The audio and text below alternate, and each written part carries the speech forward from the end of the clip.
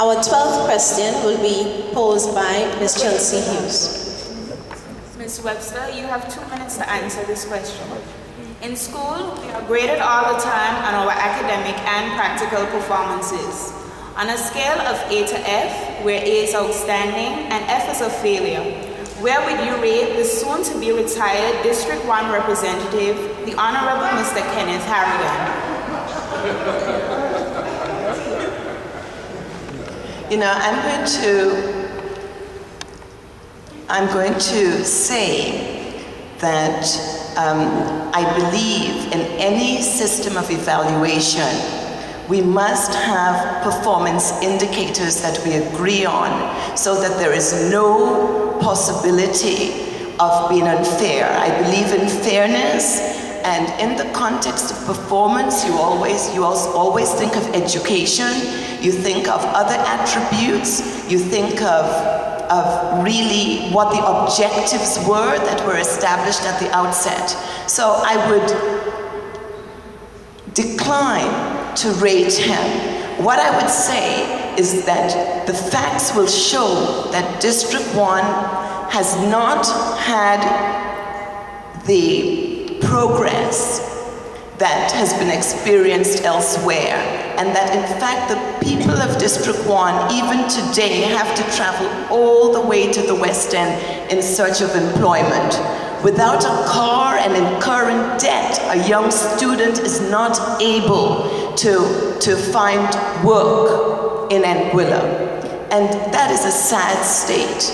I think the record will show that our representation failed us. Our representation in the past has failed us. And so in establishing the objectives for District 1 going forward, I would certainly be amenable to agreeing the necessary performance indicators at the outset. And I'm so committed to agreeing expectations before election. I've actually created a District 1 first development plan, and anybody who views that plan and provides input can hold me accountable. Remember the key words, accountable in relation to my representation. And I can tell you that if my history of performance at every level has anything to do with it, we will have an A coming out on the agreed performance indicator. God willing. Mr. Hodge? We live in a small society, and there's been too much criticizing going on in Anguilla, and it's getting worse and worse. We need to stop it, really. What we need to do is to focus on the positive, on enhancing people, but we have to put structures into place that allow, that facilitate doing the right thing. For example, one major mistake that the representative for District 1 made was allowing the project, the Savannah Bay, the Gulf Coast project, to be stopped. But how did it happen to be stopped? It never came before the House of Assembly.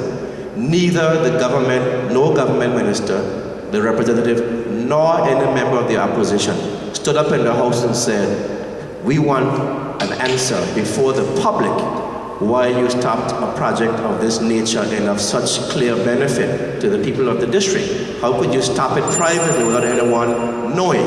Where was the House of Assembly? Where were the opposition members who could have brought a motion? And where were the other members? Where was the representative himself? Thank you, Mr. Hodge. Mr. Harrigan? Yes.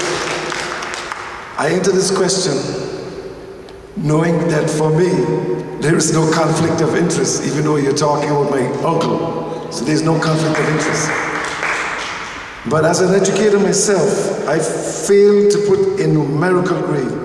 But what I will do quickly is say that I prefer to refer to these aspects of evaluation in terms of excellent, fair, good, average, or poor. And then when I realized that he is the Minister of Infrastructure and he has been responsible for all the roads and all the airport and all the ports, then I say the rest, the other ministers did nothing. Because there is nothing. So now I come to what he has done. And I would still say his grade would be between average to good. I thought I misunderstood the question. What would be his grade, not our grade? Thank you. Thank you, Mr. Harry.